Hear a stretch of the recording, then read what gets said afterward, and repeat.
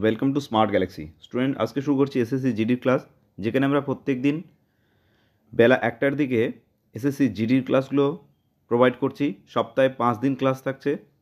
SSC জিডির class 20টা করে প্রশ্ন জিকের আলোচনা হচ্ছে।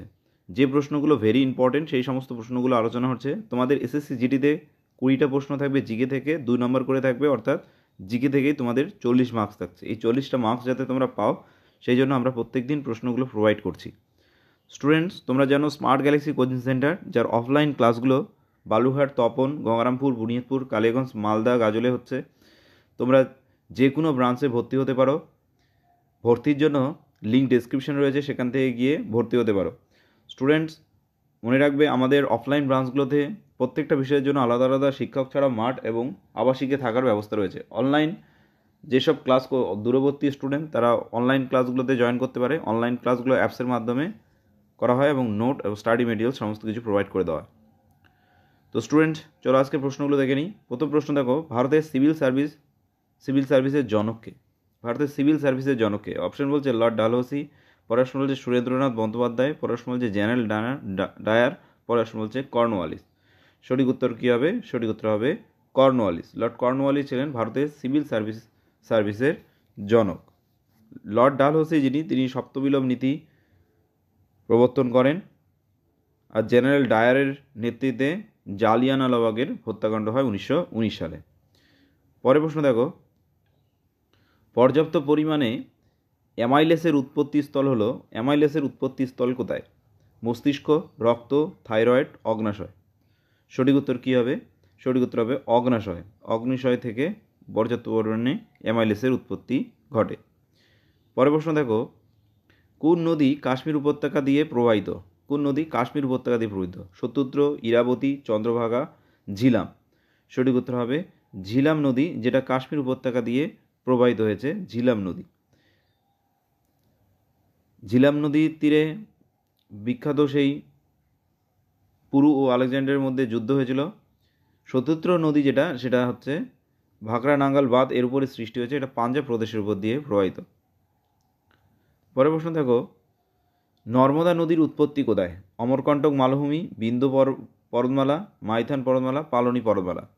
নর্মদা নদীর উৎপত্তি হলো অমরকণ্টক মালভূমি। সঠিক উত্তর হবে অমরকণ্টক মালভূমি। নর্মদা নদীর উৎপত্তি হচ্ছে অমরকণ্টক মালভূমিতে। পরের প্রশ্ন দেখো, 3 বিঘা করিডোর যোগ করেছে ভারত ও পাকিস্তানকে, ভারত ও চীনকে, ভারত ও ভুটানকে, ভারত ও বাংলাদেশকে। সঠিক উত্তর হবে 3 বিঘা করিডোর যেটা, সেটা হচ্ছে ভারত ও বাংলাদেশকে যুক্ত করেছে। ভারত ও বাংলাদেশকে যুক্ত করেছে।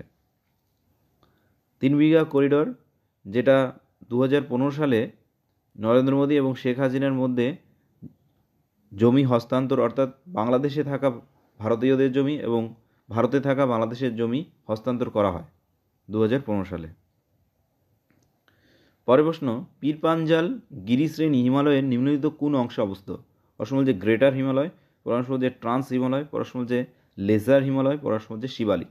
সঠিক উত্তর হবে লেসার হিমালয়। অপশন সি হবে right answer, lesser Himalaya. Next, পশ্চিমবঙ্গে পূর্ব সীমান্ত অবস্থিত। পূর্ব সীমান্ত কোথায়? অসম, বাংলাদেশ, বিহার, ঝাড়খণ্ড, সিকিম, ভুটান, উড়িষ্যা, ঝাড়খণ্ড। পশ্চিমবঙ্গের যেটা পূর্ব সীমান্ত সেটা হলো অসম ও বাংলাদেশ। ভারতের পশ্চিমবঙ্গের 3টি প্রতিবেশী রাজ্যের সঙ্গে এবং 5টি প্রতিবেশী রাজ্যের সঙ্গে, 3টি প্রতিবেশী দেশের সঙ্গে এবং 5টি প্রতিবেশী রাজ্যের সঙ্গে সীমানা রয়েছে। 3টি প্রতিবেশী দেশের মধ্যে বাংলাদেশ, যার সঙ্গে 900 কিলোমিটার বাউন্ডারি শেয়ার করে। শুধুমাত্র পশ্চিমবঙ্গ 900 কিলোমিটার বাউন্ডারি শেয়ার করে। এছাড়াও রয়েছে নেপালের সঙ্গে এবং রয়েছে ভুটানের সঙ্গে। সবচেয়ে কম বাউন্ডারি শেয়ার করে নেপালের সঙ্গে, সবচেয়ে কম বাউন্ডারি শেয়ার করে নেপালের সঙ্গে, আর সবচেয়ে বেশি বাউন্ডারি শেয়ার করে বাংলাদেশের সঙ্গে।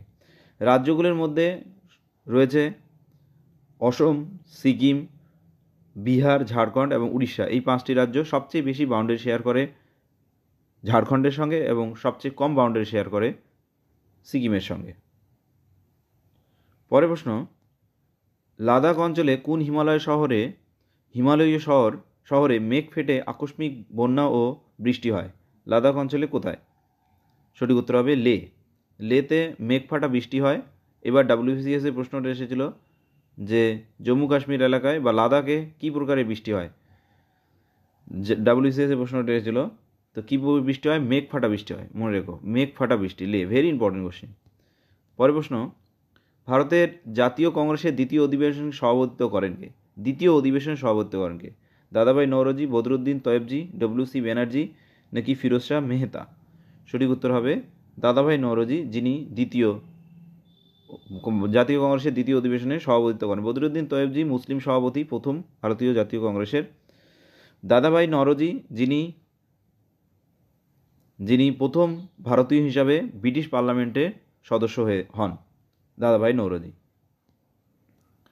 কপিলধারা ফলসের অবস্থান কোথায়? সোন নদী উপত্যকা, চম্বল নদী উপত্যকা, নর্মদা নদী উপত্যকা নাকি কৃষ্ণা নদী উপত্যকা? সঠিক উত্তর কী হবে? সঠিক উত্তর হবে নর্মদা নদীর উপত্যকায় কপিলধারা ফলস রয়েছে, জলপ্রপাত রয়েছে, কপিলধারা জলপ্রপাত। পরের প্রশ্ন, নিম্নলিখিত রাজ্যগুলির মধ্যে কোন রাজ্যের উপকূল করমণ্ডল উপকূল নামে পরিচিত? এর মধ্যে কোন রাজ্যের উপকূল করমণ্ডল উপকূল নামে পরিচিত? কর্ণাটক, কেরালা, উড়িষ্যা, তামিলনাড়ু? সঠিক উত্তর হবে তামিলনাড়ু উপকূল করমণ্ডল উপকূল নামে পরিচিত। কেরলের উপকূল কোঙ্কণ উপকূল। পরের প্রশ্ন দেখো, ভারতের মোট অন্তর্দেশীয় উৎপাদনের সর্ববৃহৎ সূত্র কী? কৃষি ও কৃষি সম্পর্কিত কাজকর্ম, বহির্বাণিজ্য, যন্ত্র নির্মাণ শিল্প, বিদ্যুৎ ও গ্যাস নাকি পরিষেবা ক্ষেত্র? ভারতের মোট অন্তর্দেশীয় উৎপাদনের সর্ববৃহৎ সূত্র হল কৃষি ও কৃষি সম্পর্কিত কাজকর্ম। কৃষি ও কৃষি সম্পর্কিত কাজকর্ম, এটা হলো প্রাথমিক ফার্স্ট।